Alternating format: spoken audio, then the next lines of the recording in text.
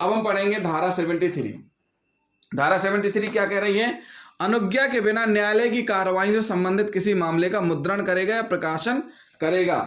Printing और publishing any matter relating to court proceeding without permission. Court proceeding से related कोई भी प्रकाशन या मुद्रण बिना कोर्ट की परमिशन से नहीं करेगा। क्या नहीं करेगा?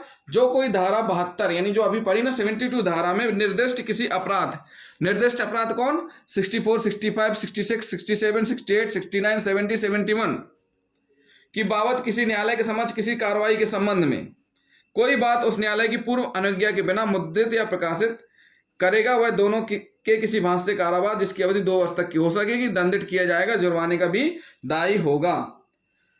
स्पष्ट किया गया है कि प्रिंट और publish any matter in relation to any proceeding before a court with respect to an offence refer to in section 72 without the previous permission of such court shall be punished by imprisonment of either.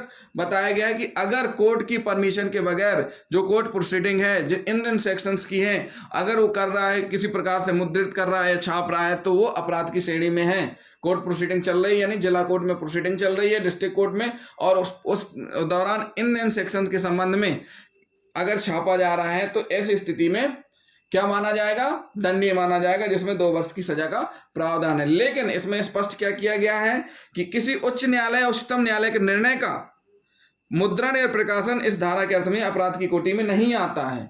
मतलब ये हुआ कि अगर जो high court और supreme court के जो निर्णय जारी होते हैं उनको प्रिंटेड छापना इस श्रेणी में नहीं आता है, अपराध की श्रेणी में नहीं आता है। लेकिन अगर विचारण कोर्ट के प्रोसीडिंग है उसको अगर मुद्रित या प्रिंटेड या प्रकाशित करेगा तो वो अपराध की श्रेणी में आएगा, जिसमें अधिकतम 2 वर्ष तक का जुर्माना का प्रावधान है। तो साथियों ये हुई क्या?